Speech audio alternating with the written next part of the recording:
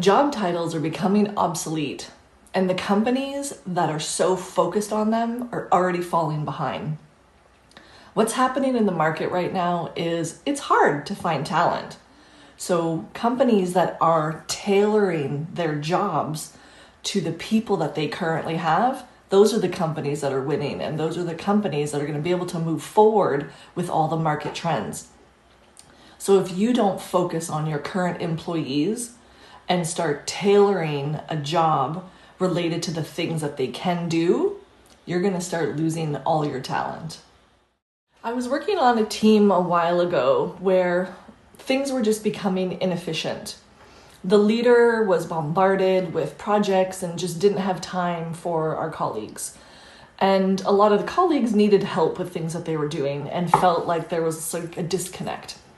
So we decided to map out our skills and map out the things that we do. So we had a column for all the things that we're good at and things that we felt that, we could bring to the table to the team. A column with all of the tasks that we do on a consistent basis that we like, and then a column with all the tasks that we do on a consistent basis and that we don't like. And then we got together and sort of compared all of our notes and realized that there were skills that we were not fully using, even though we had tasks that we could correlate to them. Then we had tasks that we could pass on to someone else because they liked doing them and we didn't like doing them. So this whole exercise didn't matter about job descriptions. It meant that we wanted to make sure that the work was going to get done and the appropriate person was going to do the work because either they were better at it, they liked it, or they had stronger skills towards it. In the end, we also got to uncover things like I'm better at having all those difficult conversations than other people, or I had great response time with our colleagues. So if they had questions, they would now come to me because I would get back to them in a few hours. I also knew all the policies and processes for the company. Many of them I wrote, but I could quote them back to like the actual page. So understanding things like this really strengthened our team. And then it made us feel much better because we were achieving things at a much more efficient pace. I'm José, or José Larocque Patton, and for over 25 years, I've been helping leaders make those uncomfortable conversations just a little bit more comfortable. So if we get back to our subject today, is not focusing on job titles, but focusing on employees' skills, right? One of my first tips related to even my own experience, my own story that I shared with you, is organizations should stop managing people's roles, but instead start mapping out the skills that they're good at. So what do I mean by that? As a leader, if you have 10 people that report to you, then you have 10 pieces of paper.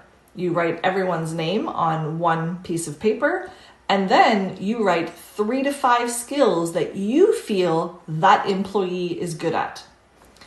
You ask your employee now to write out 3 to 5 skills that they believe that they're good at. Now remember, a skill is not something that's on the job description. A skill is something beyond that. Sometimes even things that are underused. So back to my story, remember things that are skills for me that I'm good at are having those difficult conversations or getting back to people in a very time efficient manner. And also projects, I'm really good at managing a team and projects because we're staying on target, right? So those would be sort of my 3 skills. Then as a leader, you have a meeting with your employee, and then you compare those 3 to 5 skills. You decide which ones you want to keep, so 3 to 5 that you keep, and now you can put this on some sort of like shared doc that everyone in your team can see because you're going to do the same exercise for each person. Why is this important? You are now going to be able to go back and refer to this document to see what is José good at, what is Bob good at, what is Jane good at. So anytime another person in the organization comes to you as a leader to say, I need help with XYZ, you can go back to that document and refer to, Bob is the best person for that task, right? Or Jane is the best person for that task. So it's going to help you manage your team efficiently, but based on skills and not just their job titles. If you're looking for more information on how to stop managing roles and start mapping out skills, don't forget to click that link below. Now, my second tip today for ensuring that we're focusing on skills as opposed to job titles is assign work based on those skills, right? Many organizations have projects that we do, and a lot of times the projects just get assigned out because of people's job titles. So an engineer is going to get an engineering project, an admin person is going to be put on an admin project. What about having different people on a project so that you also have different skills, right? What's important to remember is you need people who have different skills. You don't want to put 4 engineers on a project because the project is probably never going to get done. However, you may want to have an admin person, an engineer, a software, and then maybe an HR person, right? It's always good to match people up. So having that Excel sheet that you had with people's skills will help you assign specific things to people on projects, and then regardless of their job title, they're going to get a lot of gratification out of that because they're using something that they're good at, right? It's going to drive people to move forward.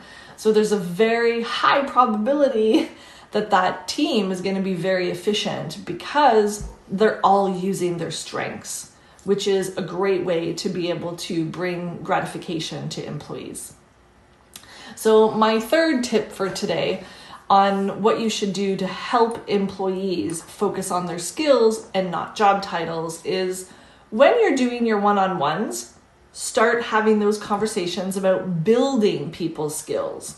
So what do I mean by that?